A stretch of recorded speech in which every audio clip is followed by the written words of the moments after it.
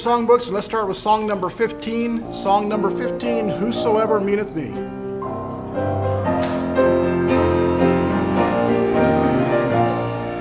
I am happy today and the sun shines bright. The clouds have been rolled away. For the Savior said, whosoever will may come with him to stay. Whosoever surely meaneth me, surely meaneth me, oh surely meaneth me. Whosoever surely meaneth me, whosoever meaneth me. All my hopes have been raised, oh his name be praised. His glory has filled my soul. I've been lifted up and from sin set free. His blood hath made me whole. Whosoever surely meaneth me, surely meaneth me, oh surely meaneth me. Whosoever surely meaneth me, whosoever meaneth me. Oh, what wonderful love, oh, what grace divine, that Jesus should die for me. I was lost in sin, for the world I find, but now I am set free. Whosoever surely meaneth me, surely meaneth me, oh surely meaneth me. Whosoever surely meaneth me, whosoever meaneth me. The next song will be song number 22. Song number 22, I Will Sing the Wondrous Story. Number 22.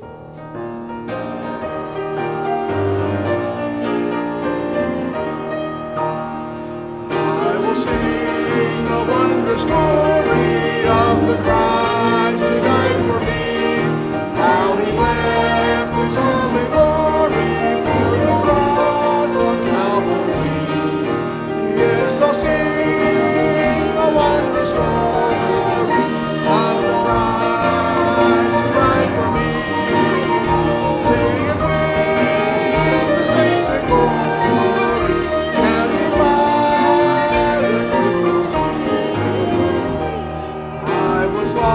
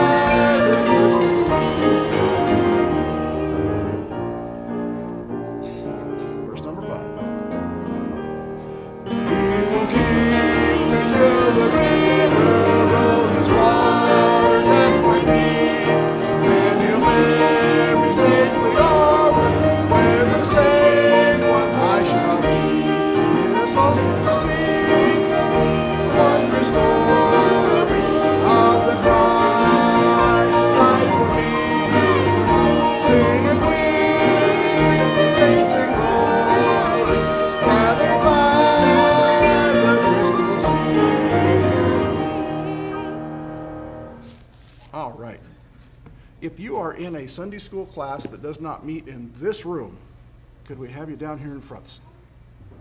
If you're in a Sunday school class that does not meet in this room. Are the puppets here this morning? As soon as everybody sees you later, we'll have puppets. Come on down, Charlie.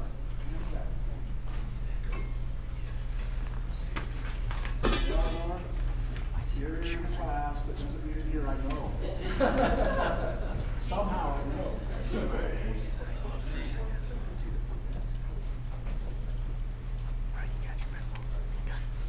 All right. This time we'll have our puppets. Good morning, everybody. It's a great day to be here. Hey, what are you doing down there? Richie? Hey, you down there? What is that in your mouth? Are you trying to pretend smoke? That's terrible. That's bad. You got hungry? For a pencil? I don't understand you with that pencil in your mouth. Yuck! Oh, why did you do that? I was trying to tell you, Leroy, I have a terrible problem and I'm trying to fix it. Well, what's wrong, Richie? Well, just look! Where? In my mouth. I don't see anything. Look closer.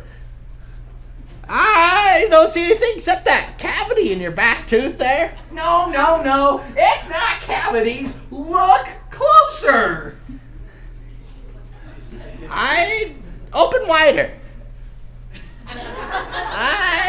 Can you get it wider? I still don't see anything down there, Richie. Well, what are you trying to do? Floss my teeth with your hair? Or the lack thereof? What's your problem? If you look any further, you're going to see what I had for breakfast. Oh, Richie, just tell me what your problem is. I can't get the pencil to stick to my tongue. Well, why are you trying? Are you trying to get a tongue piercing? No. I'm trying to get the pencil to stick to my tongue, and it won't stay there. I need the eraser. What do you need the eraser for, Richie? Because I wasn't born with one. Well, of course you weren't born with one. Nobody was. I mean, look out there at the kids. Hey, kids, open your mouth really wide so that Richie can see. No, you got to be wider. Open them really wide. Wider. He's got to be able to see. See that, Richie? No one has an eraser on their tongue. I know that, Leroy. Well, then why do you need an eraser, Richie? Because I want to erase some words that I said. Yeah, I said some things that made my friends feel real bad, and I want to erase them. Richie, I'm sorry to have to tell you this.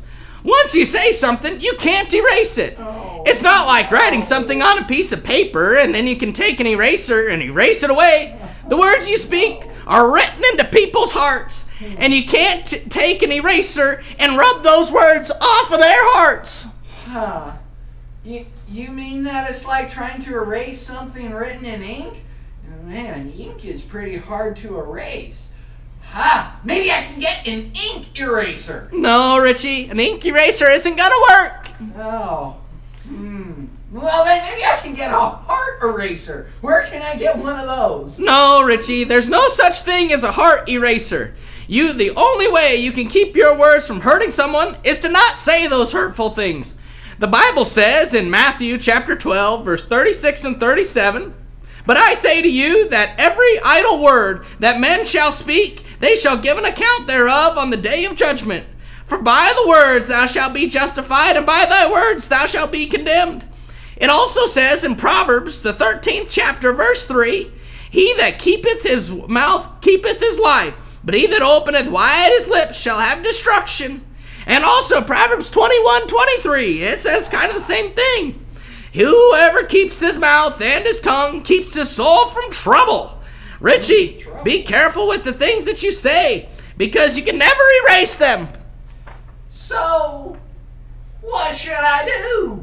Maybe begin by telling God that you are sorry, and then go to your friends and tell them that you are sorry.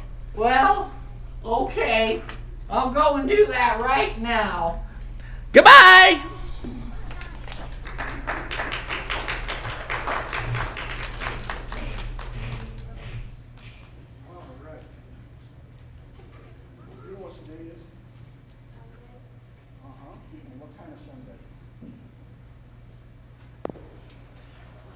Special Sunday. It's the Sunday school started, right? And we're going back to school, right? Yeah?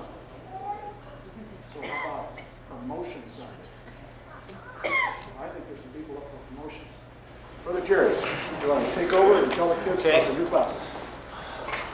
Well, I have some good news and some bad news. The good news is we still have teachers for the Sunday school class. The bad news, there aren't very many students. We need to get more students. Okay, so we got some kids that are changing classes. Some are not changing classes. And so if you're now in the 9th to 12th grade, Mr. Ken Mickey, could you come forward, Mr. Mickey? Mr. Ken Mickey teaches the 9th to 12th grade. You probably heard of him. Famous teacher from way back. So if you're in the 9th to 12th grade, please go with Mr. Ken Mickey right now. Okay, 9th to 12th grade. Probably at least one of you. 2, 3, 2, 4. Hey, that's better than none. Which is some, okay. Now then, if you're in the 7th to the 8th grade, 7th to the 8th grade, we've got Chad Anderson. He's been studying. You can tell he's smart because of that beard. And so if you're in the 7th to the 8th grade, please go with Mr. Chad Anderson right now. I think I got one. Is there one? There's one. Give me 2. See, that's what I mean. There's not enough students. You guys got to bring more students. Okay. If you're in the 5th to 6th grade, 5th to 6th grade, and you remember Jace Calner. Mr. Jace Calner, can you come? Mr. Jace Calner is an experienced teacher. If you can go with him right now, 5th to 6th grade. 5th to 6th grade, go with Jace Calner right now. Okay.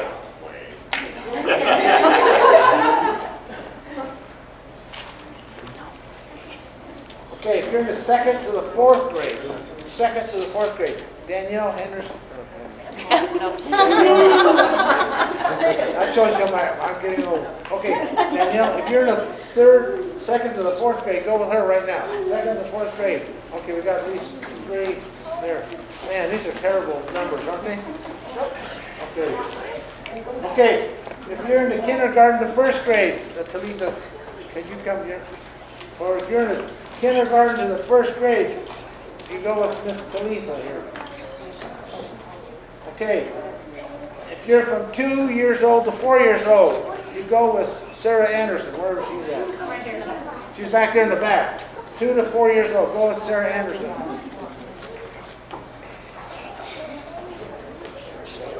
Okay, all right. And if you're from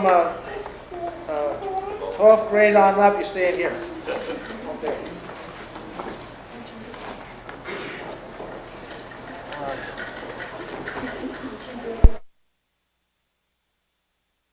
Better than when we had it on Labor Day weekend a couple years ago when there was like no students, I think that day or something.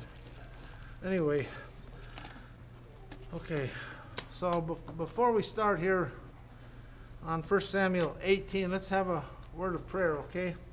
Lord, thank you for this time.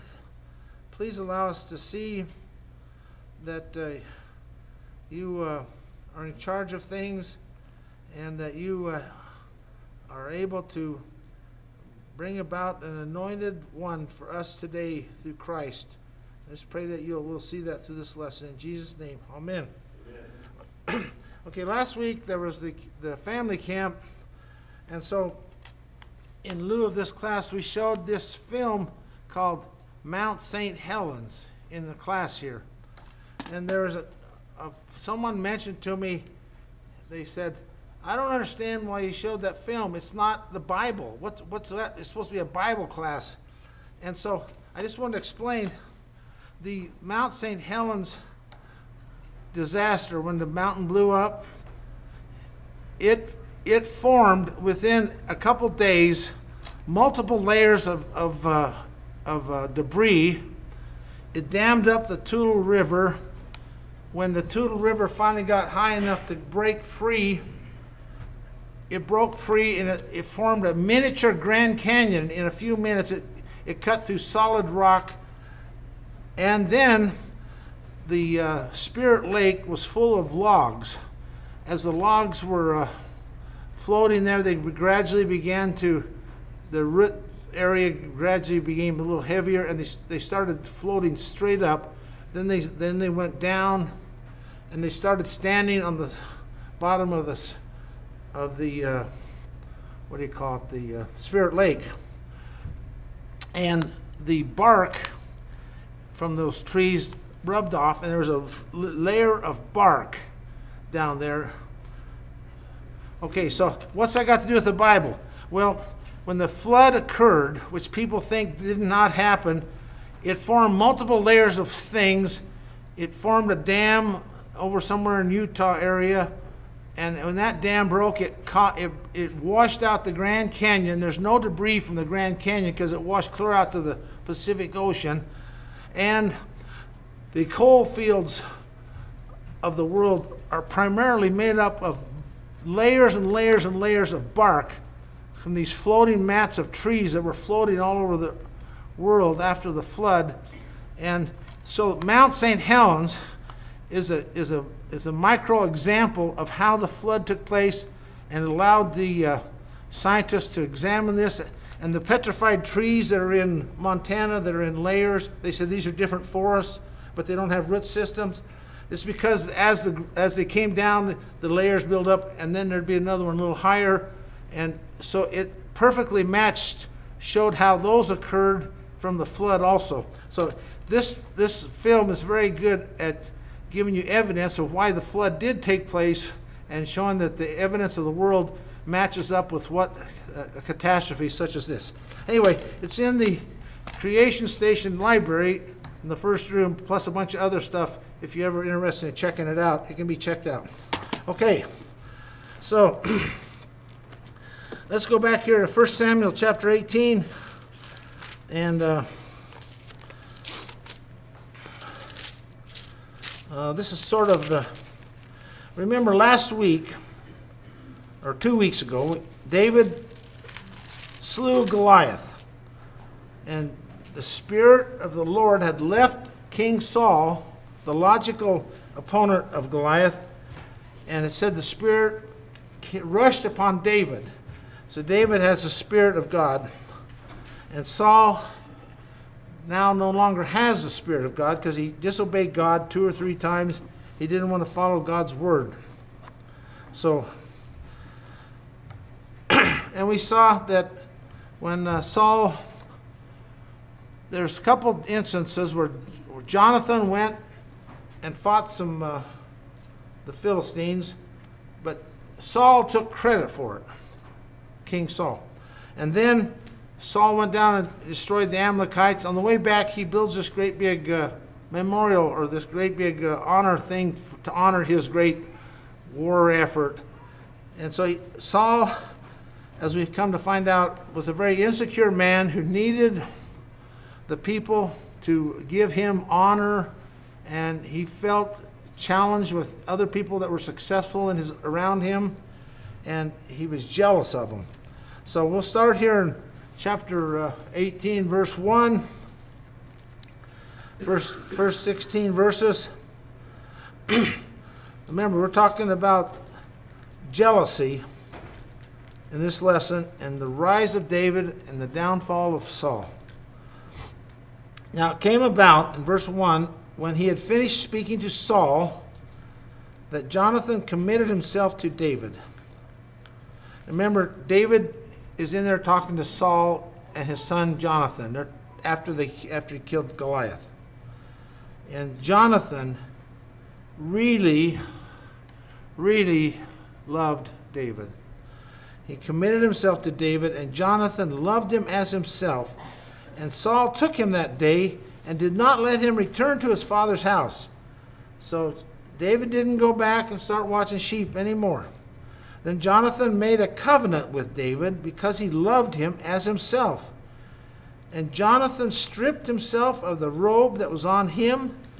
Remember, he's the prince, the heir apparent, you know. He's supposed to be the next king, the way if they use a dynasty. He takes his robe off and gives it to David. He gives his military gear to David. He gave his sword, his bow, and his belt to David.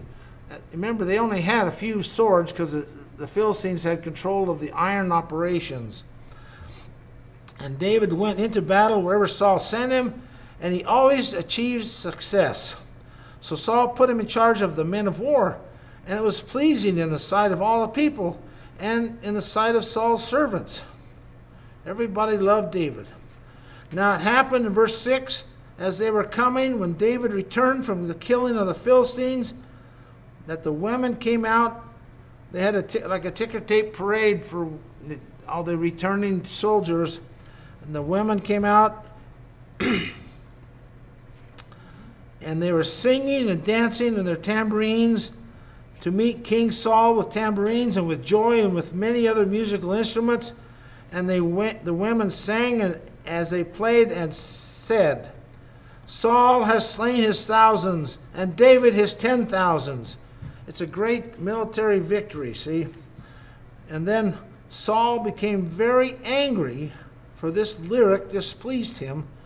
And he said, they have given David credit for 10,000s, but to me they have given credit for only thousands. What more can he have but the kingdom? Now, there's no sense in this thing that there's any displeasure in Saul as king. And his army was successful. Instead of being glad for David, he's jealous. And Saul eyed David with suspicion from that day on. Now in verse 10, it came about the next day that an evil spirit from God rushed upon Saul, and he raved in the midst of the house while David was playing the harp with his hand as usual, and the spear was in Saul's hand. Then Saul hurled the spear, for he thought, I will pin David to the wall. But David escaped from his presence twice. Now Saul was afraid of David because the Lord was with him, but had left Saul. Remember, Saul disobeyed God, so the Spirit left him and rushed mightily on David when he was anointed as king. So Saul removed him from his presence, and he appointed him as commander of the 1,000, and he went out and came in before the people. And David was successful in all his ways, for the Lord was with him.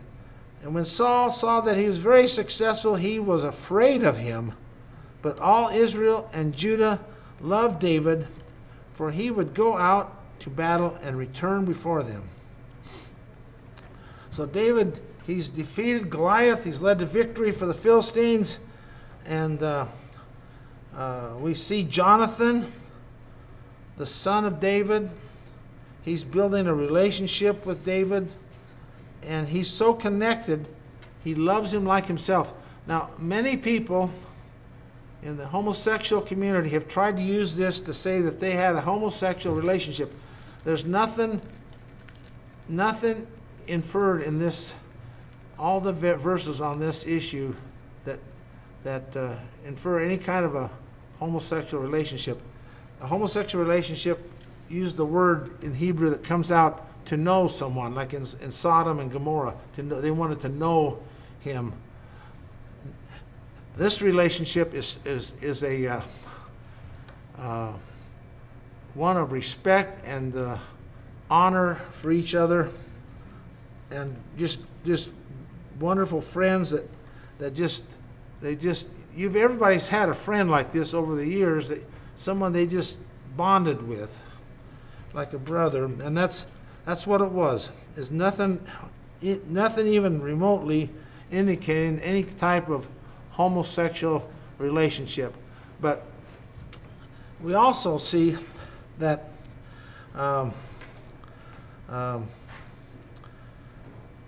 in this loyalty and faithfulness that Jonathan realized Jonathan realized at this time that David was really supposed to be the next king. Because when he took off his royal garments and gave them to David, he was basically saying to him, I understand, you're going to be the next king. Jonathan really never thought that. It could have been such a wonderful thing if David had been king with Jonathan as his top lieutenant or something. It would have been a great time, but that didn't come about. And he's a loyal person, and but he's given his stuff, his armor, his sword, all that stuff. He gave it to David, and he understands that David's the rightful heir to the throne. So, and David has great success as he serves Saul, and he was in. We read earlier about David was playing the harp to soothe Saul's tormented spirit, because Saul continually resisted the word of God and the will of God in his life. And now, after this victory over Goliath, he's permanently put to work, and he is so successful wherever he goes. He's so successful that Saul is jealous of him. And sometimes you'll see in a marriage, there'll be a man and his wife is so capable, that he is jealous and he has to put her down. You've seen that in some marriages sometimes. He's so jealous, instead of encouraging his wife and admiring her abilities, he's jealous. And you hear about these guys that they can't go to work because their wife might I knew someone like that. He couldn't work because his wife might go do something, anyway, it just eats you alive, jealousy. And we can see what it does here to Saul. He's irrational. And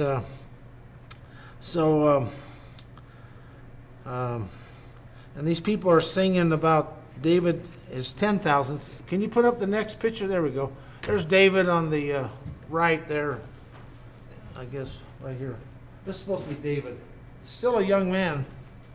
And this is our buddy Saul. And here's all the ladies. They're supposed to have tambourines and musical instruments, but they don't in this picture. But anyway, they're having a ticker tape parade for the army coming home, and celebrating the wonderful things that are happening because of David. And so, in all this honor, is there any criticism of Saul? Is there any thought that David's supposed to be king? No. He's irrationally jealous of David. And then Saul, you remember when Saul refused to do things right, and Samuel tried to leave, and Saul grabbed his coat and ripped it, and Samuel said, that just like you ripped my garment, the kingdom is going to be ripped from you to a man better than you. And Saul's been wondering who this guy is, and now it occurs to him. Here it's just David. He's the guy. So if Saul really believed this, that David is the new anointed one by Samuel, how can a man resist God's will? How can a man resist God? But he attempts to, and he knows the kingdom is not going to be his as king at some point, and he's only worried about himself. Anyway, look and remember in chapter 15, verse 30, 1 Samuel 15, verse 30. It says in the Amplified Bible, Saul said, "I have sinned, but please honor me now before the elders of my people and before Israel, and go back with me so that I may worship the Lord your God." even though he admitted he had done wrong, he still wanted Samuel to honor him before the people. He was so concerned about honor before the people. And this concern for his people to pay attention to him leads to him to becoming jealous of David. And David's playing the lyre is supposed to soothe his tormented spirit, but for some reason Saul, I was trying to think why Saul happened to have the spear in his hand while he's sitting around. He must have been planning to try to kill David, you know. But anyway, he tries to kill David. We got a picture of David being almost killed here. If you can show that picture next, maybe. There you go. That's David without the spear. So anyway, so he's trying to pin David to the wall. See, and David, it says he escaped from him twice, and this jealousy is ridiculous. So, but then this odd thing happens. Saul promotes David to a commander of the 1,000. So why did he do this if he's afraid of him? Well, he figured, just like David put Uriah in the front lines, Uriah got killed, and he figured, I'll send him over there and he'll get killed by the Philistines, be leading the charge. So it says in verse 8 or verse 15. It says, Saul saw that he was prospering greatly, and he dreaded him. And in verse 14 it says, he was prospering in all his ways, for the Lord was with him. Everything David did, the Lord was with him, protecting him and helping him each step of the way. So let's go, let's see, and the final thing is in verse 16. All of Israel and Judah loved David, and he went out and came in before them. Everybody liked David. He was wise the way he was fighting his army, and apparently it didn't go to his head. So let's go to the next part here, verses 17 through 30. Then Saul said to David, you remember when they were talking about killing Goliath, is what do you get if you kill Goliath? You get no taxation for your family, you get a bunch of riches and honor, and you get to marry the king's daughter. So David had already earned the right to marry the king's daughter, but here, we'll go into this thing here. And Saul says to him, here's my older daughter Merab. I will give her to you as a wife, only to be a valiant man for me and fight the Lord's battles. For Saul thought, my hand will not be against him, but let the hands of the Philistine be against him. But look at the humility of David. David said in verse 18, who am I, and who is my family or my father's family in Israel, that I should be the king's son-in-law? So it came about at the time that Merab, Saul's daughter, was to be given to David, that she was instead given to Adriel the Maholathite as wife. And he's from Gilead. Saul originally started his career as king by rescuing the people from Gilead, and he's still got a close relationship with those people. So David is now going to be offered another daughter. It says Michal, or some people call Michael, but it's Michal. Saul's daughter loved David in verse 20. When they informed Saul, the thing was pleasing to him. For Saul thought, I will give her to him so that she may become a trap for him. At the hand of the Philistines may be against him. Just think about this. You have a daughter, and you think, my daughter can become a trap for my son-in-law to get him killed. See, the jealousy had just destroyed Saul. He was destroyed. Therefore, Saul, in verse 21 is again, Saul said to David, for a second time you may become my son-in-law today. And then Saul commanded his servants, you go speak to David in secret, say, behold, the king delights in you, and all of his servants love you. And now then, become the king's son-in-law. So Saul's servants spoke these words to David, but David said, is it trivial in your sight to become the king's son-in-law? since I am only a poor man and am insignificant. He didn't have the money for the dowry. And then Saul's servants reported to him, saying, these are the words David spoke. So in verse 25, Saul says, this is what you shall say to David. The king does not desire any dowry except 100 foreskins of the Philistines to take vengeance on the king's enemies. But Paul plotted to have David fall by the hand of the Philistines. Then the servants told David these words. It pleased David to become the king's son-in-law. So before the time had expired, David set out, and he went, he and his men. They fatally struck 200 men among the Philistines. And then David brought their foreskins, and they presented all 200 of them to the king, so that he might become the king's son-in-law.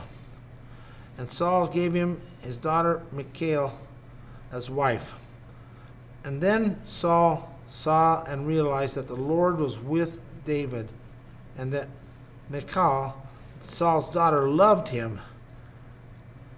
Then Saul was even more afraid of David, so Saul was David's enemy continually. When the commanders of the Philistines went to battle, as it happened as often as they went out, David was more successful than all the servants of Saul, so his name was held in high esteem. So he's trying to get David killed, and he doesn't like David. He's scared of David. But David is still a humble man, and he said, I don't even have the money for I can't have a wife of the king because I don't have a dowry. So, the reason they, I guess they asked for these foreskins. All of the children of Israel and most of the other people around there probably were circumcised men. So this would be good proof that they were definitely Philistines if you brought these things back. But I was trying to vision this, and it's just gross, But, when I was a kid, I used to trap gophers when I was about 12. And the way you proved that you had trapped a gopher is you cut off its tail.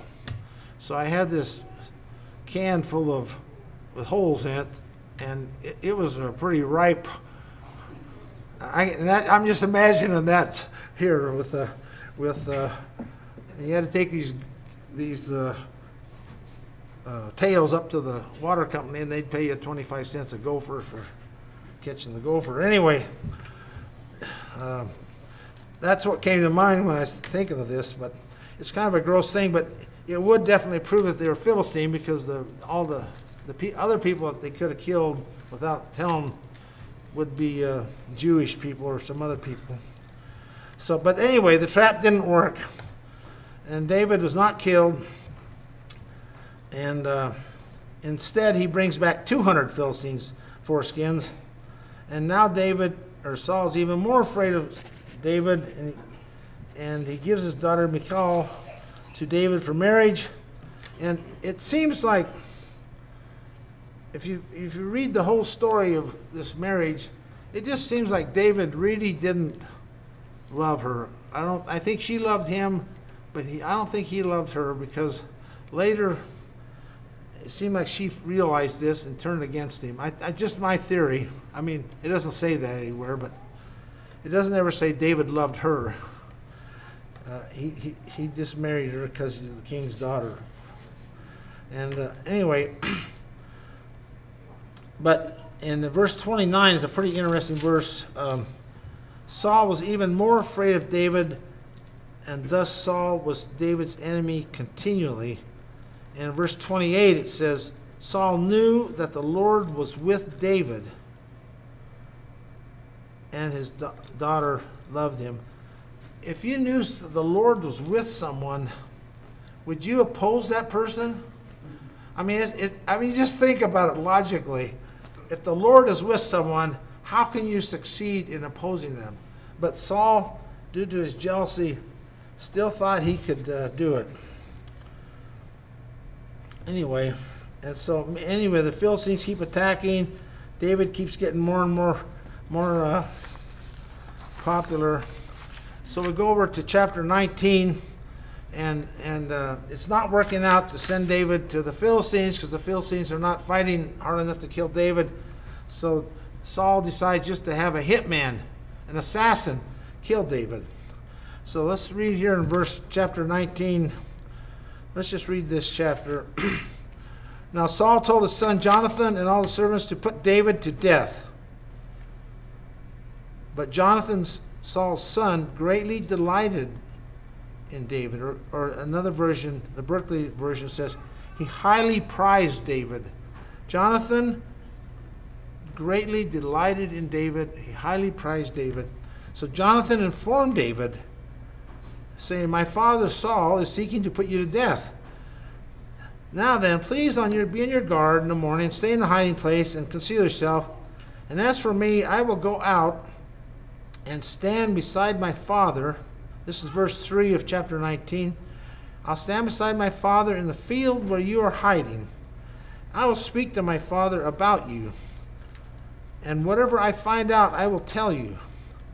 So then Jonathan spoke well of David to his father Saul, and he said to him, may the king not sin against his servant David, since he has not sinned against you, and since his deeds have been very beneficial to you. And this continues. David never, ever tried to kill Saul, even when he had an opportunity, even later on.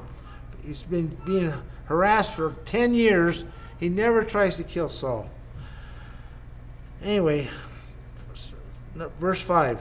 For he took his life in his hand and struck the Philistine, Goliath, and the Lord brought about a great victory for all Israel. You saw it and rejoiced. Why then should you sin against innocent blood by putting David to death for no reason? Saul listened to the voice of Jonathan, and Saul vowed, as the Lord lives, David shall not be put to death. And then Jonathan called David, and Jonathan told him all the words, and Jonathan brought David to Saul, and he was in his presence as before. Then there was war again, and David went out and fought the Philistines, and he defeated them with great slaughter, so that they fled from him. Now there was an evil spirit from the Lord on Saul as he was sitting in his house with a spear in his hand, and David was playing the harp with his hand. And Saul tries to pin David to the wall with a spear, but he escaped from Saul's presence, so that he struck the spear into the wall. And David fled and escaped that night. Then Saul sent messengers to David's house to watch him, in order to put him to death in the morning. But Michal, David's wife, informed him, saying, if you do not save your life tonight, tomorrow you will be put to death. So Michal let David down through the window, and he went and fled and escaped.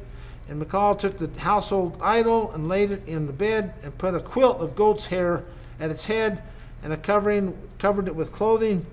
When Saul sent messengers to take David, he said, he's sick.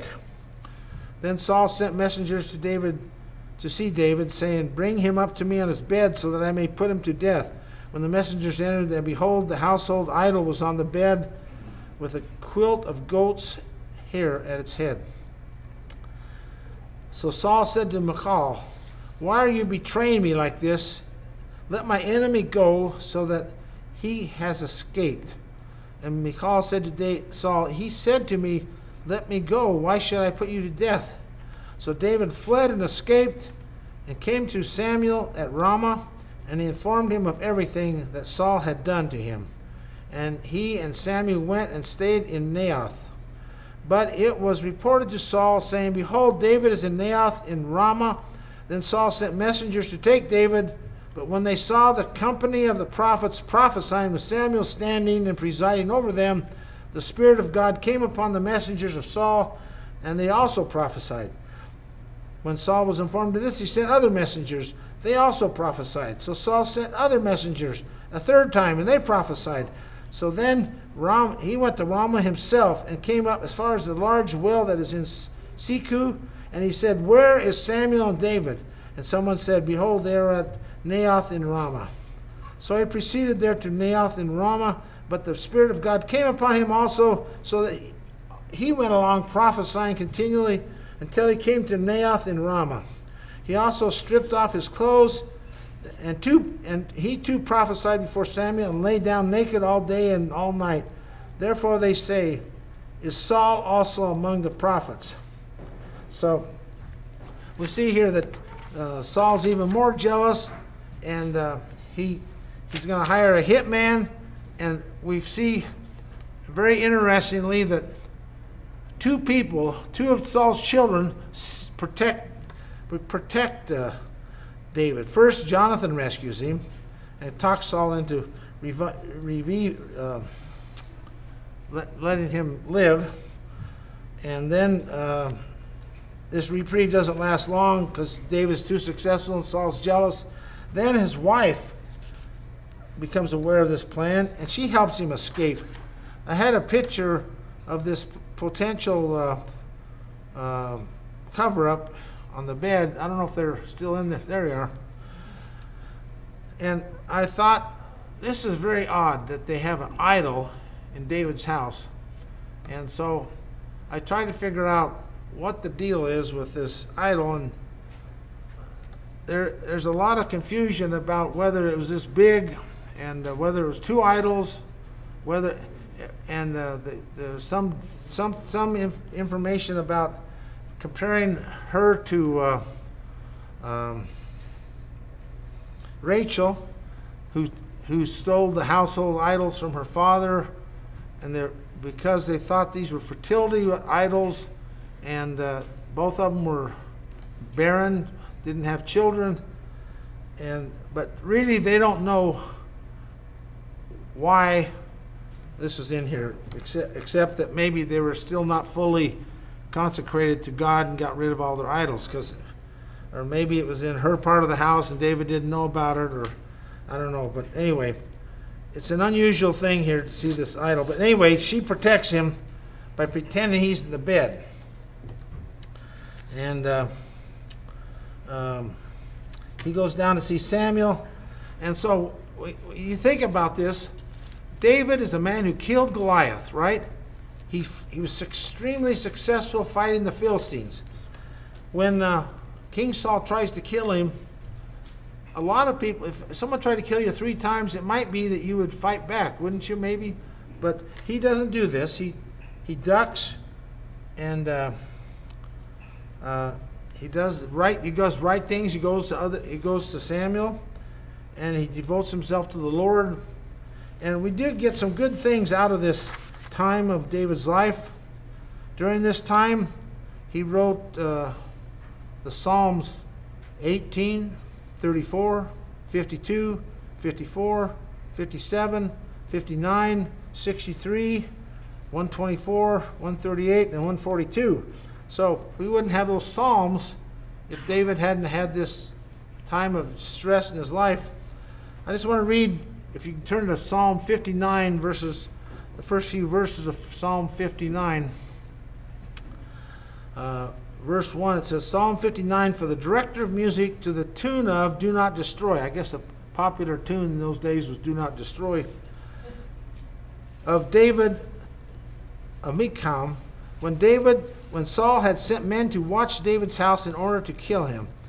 Deliver me from my enemies, O God. Protect me from those who rise up against me. Deliver me from the evildoers, and save me from the bloodthirsty men. See how they lie in wait for me. Fierce men conspire against me for no offense or sin of mine. I've done no wrong, yet they are ready to attack me. Arise to help me. Look on my plight. So when you're reading that psalm, this is about this time of David's life. And we haven't really seen Samuel for a long time, but David goes down there, and Samuel has this household. This Naoth is like a compound of houses where he has a school of the prophets, and David's staying there. And this army goes down to kill him. They all start prophesying, and Saul is compelled by the Spirit of the Lord. He takes off his kingly garments. They don't think he was completely naked, but he took off his robe, his armor, and he was overwhelmed by the power of God and prophesied. So this is not like these current things where someone's slain in the spirit or something. And another thing, the assassins that went down to kill David, and King Saul who went down to kill David, because they had this experience, aren't saved. King Saul is still the evil man he was. And so sometimes people have an experience, something happens, an emotional experience where something happens. It's not necessarily the will of God, or that because of this experience you're saved. This is a good example right here. An experience is not salvation. An experience obeying God, because what these people have, you have an experience, and then you say, well, are you living according to God's law now? Have you given up your adultery, your drinking, your fornication? No. I had this experience. I know God's with. Well, if you love me, you'll do my commandments. That's what God says. So, anyway, so we see the fall of Saul, and it's interesting. There's several different. It's sort of a mirror of when Saul came up and goes down, because he came to Samuel, looking for Samuel, the same place, looking for his donkeys, and they're looking for Samuel, and they anointed him king. Now he comes looking for Samuel, and he's losing his kingship. See? So, another thing, when Saul was anointed, he prophesied. And the people said, is Saul now a prophet? In appreciation. But now he comes down and he starts prophesying, and they say, is Saul a prophet now? In derision. He's went up and now he's down. And the people, the Spirit of the Lord came upon Saul when he was anointed, and they invested him with authority of being king. And now the Spirit of God has come on Saul and divests him from his clothing, symbolizing his lack of authority to be king any longer. See? So this is a picture of the rise and fall of Saul. And these details are pretty interesting, that they just match his rise, they match it coming down. And he's resisting, he's on the wrong side, and he's trying to make the Lord be on his side against the Lord's will. And so we see here the problem of anger and jealousy, how it's made him totally irrationally deranged. And we don't want that. We don't want that in our life. And when you're jealous of someone does something for you, and you're jealous of them, you know it's with ulterior or bad motives, whatever you say, And if you're thinking that way, and if you're always looking for someone trying to trick you or be mean to you, you're going to find it. And Saul was just so jealous and angry, and you can do this with your marriage partner, with your friends, and if you just think logically, if someone's being successful, just be glad for their ministry being successful. Just be glad. Yeah. So it doesn't do us any good to be filled with jealousy and anger. And another interesting thing, this is sort of a type of Christ, because the leadership of the country hated the new anointed king, David. So let's turn to Matthew 27, verse 15. 27, verse 15. Now at the feast, the governor was accompanied to release to the crowd only one prisoner whom they wanted, and they then had a notorious prisoner called Barabbas. So when they had gathered, Pilate said to them, whom do you want me to release for you, Barabbas or Jesus called the Christ? For he knew it was out of envy that they had delivered him up.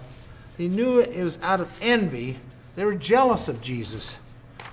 And these words that Jonathan said, about David, talking to Saul, He has not sinned against you. He's been your help. He's been good for you. It sounds the same when you're talking. He could have been talking about the Lord. The Lord worked great salvation, and killing him is innocent blood. That's what happened. And Pilate declared the innocence of Jesus. Look at Pilate, or Matthew 27, verse 24. Matthew 27, verse 24. When Pilate saw that he was not succeeding at all, but that a riot was breaking out, instead he took water and he washed his hands in sight of the crowd, saying, I am innocent of this man's blood. Look to yourselves. And then another issue are the garments. There's in the book of John, we see here that Saul tore Samuel's garments, and he said, the kingdom is going to be torn from you. Jonathan gives his clothes to David, symbolizing the transfer of the kingdom to David. And Saul's forced to take his kingly garments off, indicating his kingdom is over.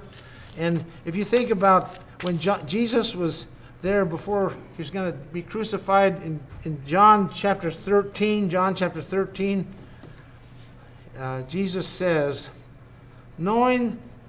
verse 3, Jesus, knowing that the Father had given all things into his hands, and that he had come from God and was going back to God, rose from supper, and he laid aside his outer garments. He took off his garment of authority and took a towel and tied it around his waist, and he poured water into the basin, and he began to wash the disciples' feet and to wipe them with a towel that was wrapped around them. And in verse 12, when he had washed their feet, he put on his outer garment and resumed his place. He says, do you understand what I have done for you? He's basically, Jesus was willing to, as it says in Philippians, he said he did not consider equality with God something to be grasped, but made himself of no reputation. Jesus showed us the proper king comes and provides an example of a servant or humility, but then he put his garment back on, showing that he did have the right of kingship. And we have the example of Jonathan and of David and Jesus, humble servants of God, and we need to have that and not to have jealousy, anger. Just be joyful for someone that succeeds at something. It's so much more fun than being jealous. And we listen to those sometimes those FBI things, and it's quite often a husband is so jealous, or a boyfriend is so jealous, he kills his fiance or his girlfriend out of jealousy. And what good does it do anybody? Then he gets arrested or killed himself or something. I mean, it causes so much trouble, jealousy. Instead of being happy for someone, to be jealous and envious of them, it just tears you apart yourself. It destroys you. So we need to fight that. If we find ourselves being envious or jealous of somebody or angry with somebody, we need to remember Saul. Saul irrationally destroyed his own life through jealousy and anger. And Jesus is a perfect example of someone who was not jealous, a servant of all, a good example for us in our daily lives. So thank you very much. Until next week.